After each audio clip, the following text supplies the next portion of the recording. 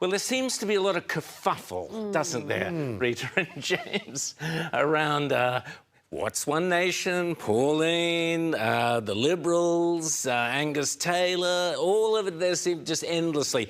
I've been away, so I've enjoyed reading the newspapers and seeing this kind of endless swirling around. Can't the Libs simply understand they need a non-aggression pact with One Nation? We need to defeat Labor. We need to get rid of the worst government Australia has ever had. If One Nation and the Coalition are fighting each other, they're not fighting Labor, Rita. It is a simple strategy that I think even a child could grasp, and yet people within the Coalition seem to struggle with it.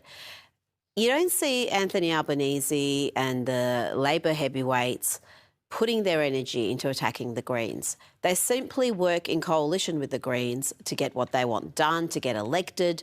And that's the position that the Coalition needs to come to with One Nation. Only One Nation is far bigger and more popular than the Greens. In fact, they're out-polling the Coalition and Labor in some polls. So the Coalition needs to understand its place in the world. They're no longer the big dog in this coalition.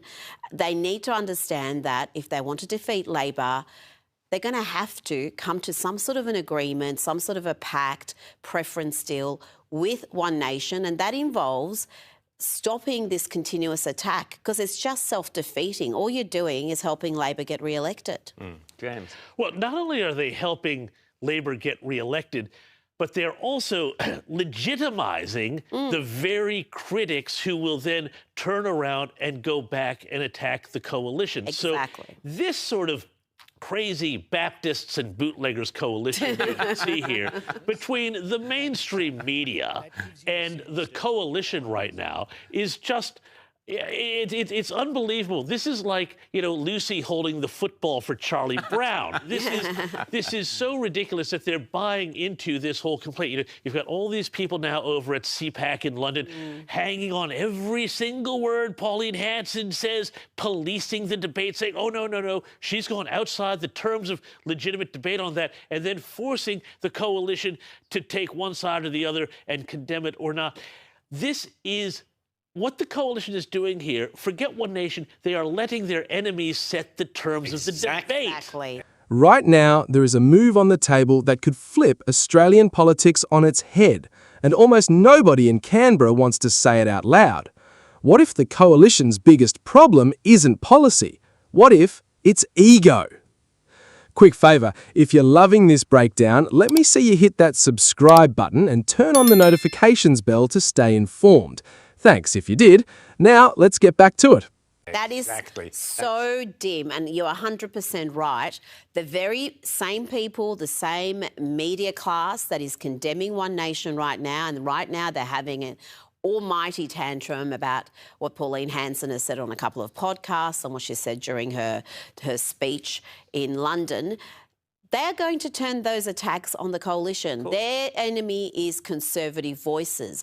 And if the Coalition is serious about changing immigration policy, about instilling Australian values, about actually getting involved in the so-called culture wars, they're going to be subjected to the same attacks. So you better actually get equipped in how to fight them rather than join in with your political opponents. And what we're seeing right now, the political and media class is absolutely triggered by Pauline Hanson's latest commentary, and they don't understand. She doesn't need to be the most eloquent orator in the room as long as she's got the courage to put forward some thoughts that others think but they're too frightened to articulate. She's going to get that support. She's been doing this for 30 years. How have they not figured it out yet? Exactly. Well, how have they not figured out this actually resonates with an increasing number of Australians, and condemning those Australians as bigots and racists and closed-minded isn't a solution to what you're trying to do. And we've seen it again this morning on this very station. You had the Liberal Deputy Leader just lean in again against Pauline Hanson and her commentary. Not helpful. You see, we saw it as well when I keep saying why Angus Taylor insists on going on the ABC absolutely baffles me. It's a trap. They are your enemy. They will do everything to destroy your hopes of remaining the leader of the coalition. Angus, get off the ABC. It's like a drug.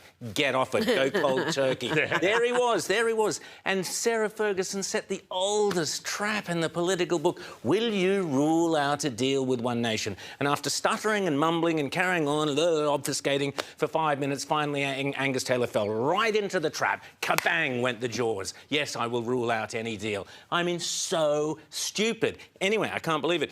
But the point is that where you are... Let's, for example, let's just play a clip. But why would you rule that out? Who are you going to do a deal with, Angus? Are you going to do a deal with Labor? Are you going to deal with the Greens? You have zero chance of being elected in your own right. So do you want to be in perpetual opposition, or do you want to do a deal with fellow Conservatives to gain power? I mean, these guys are playing checkers when Labor's playing chess. Exactly. Labor is interested in maintaining power, and to give them credit, they may be absolutely economically illiterate and destructive for the country, but Labor don't waste power. No, when they're in power, exactly. They push their agenda relentlessly every single day. The coalition, I don't know what they're doing. And the converse is when they are not in power, they don't waste their time and their breath fighting their own people, as James was saying earlier. But the reality is that the coalition particularly need to find a form of words, but also within One Nation just says, this is our policy, this is what we're doing. One Nation has their policy, that's what they're doing, but the enemy is Labor. Every sentence needs to finish with Labor must be defeated. Put Labor last. That should be the final comment on any discussion, any TV interview, on any station that any member of either One Nation or the coalition finishes with. Every sentence has to be put Labor last. That's it. End of interview. I'm out now. Here's the pitch. A non-aggression pact between the coalition and One Nation. Not a merger, not a group hug. Think of it like two tradies on the same job site who can't stand each other's music taste, but both know the house doesn't get built if they're too busy arguing over the radio. Right now, Conservative Australia is arguing over the radio, while Labor pours the concrete. Let's talk numbers, because numbers don't lie. In several polls, One Nation is punching well above where commentators expected, sometimes outpacing the Greens. That's not a fringe protest vote anymore, that's a genuine political bloc. And here's the kicker. Every minute the coalition spends distancing itself from One Nation is a minute Labor spends governing uncontested. So how does Labor handle its own awkward flatmate, the Greens? Simple. They don't go to war with them publicly. They manage the relationship, trade support where it counts, and keep the bigger picture in view, staying in power. It's coalition logic, not ideological logic.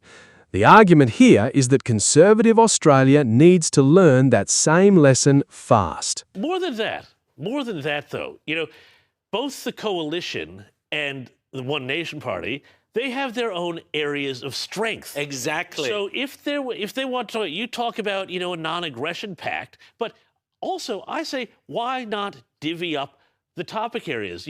There's a lot of people still within the coalition, the Liberal Party, who are still terrified to talk about migration in the way that we would like to see it spoken about. Let One Nation deal with that. Exactly. Let the Liberals deal with the serious problems, the structural problems that Labor is locking in to the Australian economy that are making us poorer and poorer every year, both in absolute and relative terms. Fight on the ground that you are strongest on. Absolutely. One Nation, they're not going to have, it's not the economic policy powerhouse. Let's just be frank about that, But you've got a lot of good brains in the Liberal Party for that. But One Nation also isn't afraid to say things, about what migration policy ought to be. Whereas the coalition, again, they try so hard, to come up with something that's good on that. But then they say, okay, well, we're going to keep it to the migration, to the number of homes we build, which, like, if you're out there in Punterland, you're saying, okay, so you're letting property developers determine our migration intake. That's not the way it works. It's completely backwards. Now here's where it gets tactical. Divide the workload. Let one nation own the culture and identity conversations, immigration, sovereignty, the issues that dominate talkback radio. Let the coalition own the economic story, budgets, cost of living, competent governance. 2 lanes, 1 direction, less friction. And then there's the line, just 1 line repeated everywhere on every panel, every interview. Labour must be defeated, not as a slogan for the merch table, as message discipline. The theory goes that every time a coalition figure gets baited on live television into ruling out cooperation with one nation, they're not being principled, they're walking into a trap set by a media environment that benefits from conservative Australia looking divided and chaotic. Which brings us to the real villain of this story, according to this argument. Not one nation, not the coalition, but a media class accused of setting the terms of the debate rather than reporting it. The suggestion is blunt: stop playing the game on their turf. Is this strategy guaranteed to work? Of course not. Politics rarely rewards guarantees, but the core challenge is worth sitting with. Is Australian conservatism more interested in being right or in actually winning? Thanks so much for watching. Let us know your thoughts in the comments below.